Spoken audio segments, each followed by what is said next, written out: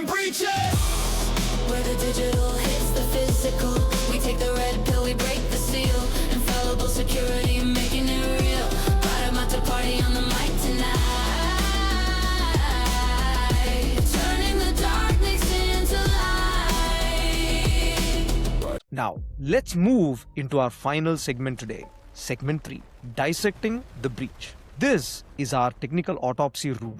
This is where we step away from theoretical threats and look at active, real-world failures to understand the long-term financial consequences and tactical lessons of actual data breaches. Our first case study in this segment looks at the true trailing financial impact of an enterprise security failure.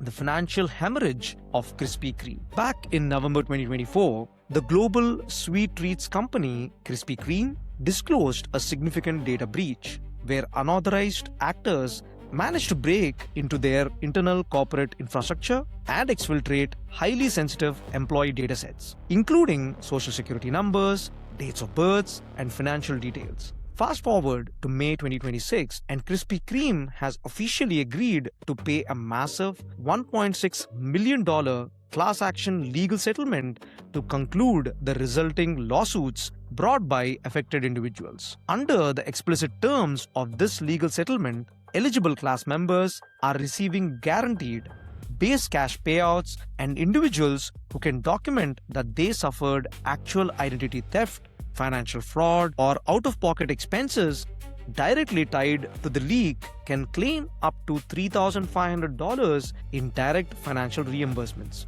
On top of that, the company is legally mandated to fund extensive multi-year identity theft protection and credit monitoring services for every single affected user. When a data breach hits the news, the public discussion usually focuses on the initial technical drama. How did the hackers get in? What malware did they use? And how fast did the IT team restore the servers? But the technical kill chain of a breach is only the opening chapter of the crisis. The real corporate risk of a security failure is a slow, agonizing, multi-year financial hemorrhage. To understand this calculus clearly, we have to look at the dark, cynical logic of the movie Fight Club. In that story, you have a corporate main character who works as an automobile recall coordinator for a massive car manufacturer.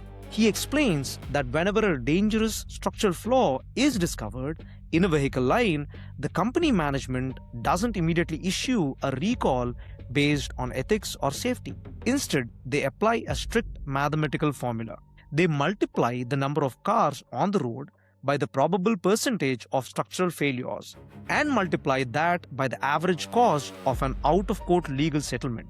If the total cost of paying out the legal settlements is less than the cost of manually re-engineering and fixing the manufacturing line, company simply skips the fix and accepts the casualties as an ordinary cost of doing business. For years, many corporate boardrooms have applied this exact same cynical Fight Club calculus to cybersecurity. They look at their security budget, see that implementing a true zero-trust architecture or hardening their data storage costs millions of dollars and decide to take a shortcut. They say, let's just buy a basic cyber insurance policy, spend the bare minimum on compliance checklist tools, and if we get breached, we will just treat the legal settlement as an ordinary cost of doing business. The Krispy Kreme settlement proves that this calculation is a fundamental corporate failure. A data breach is no longer a localized technical incident that you can easily clean up and forget. It creates a massive, trailing solvency risk that stays on your corporate balance sheet for years. The initial cost of the breach is dwarfed by the multi-year drain of class action litigation, defense attorney fees, regulatory compliance penalties, and the permanent decay of your brand's public trust. Your users' personal data is not a passive asset you can simply hold without consequences. It is highly radioactive material, and if you fail to secure it, the resulting legal and financial fallout can mathematically cripple your company's future.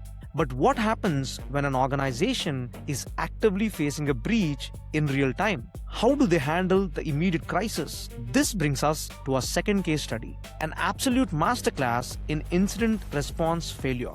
State IT denial protocols. In May 2026, a prominent hacktivist group operating under the moniker Nullsec Nigeria posted a massive announcement on dark web hacker forums. They claimed to have successfully breached the South African State Information Technology Agency, which is commonly known as SITA, the centralized government body responsible for managing the entire IT architecture for the nation's public services, policing networks, and revenue systems. To back up their claim, the hackers uploaded massive leaked datasets that they claimed were stolen straight from internal government archives. The immediate public reaction from SITA was textbook. The agency's official spokesperson flatly and categorically denied that any data breach had occurred, issuing a confident statement to the press asserting that the state's secure IT environment was fully intact and completely uncompromised. But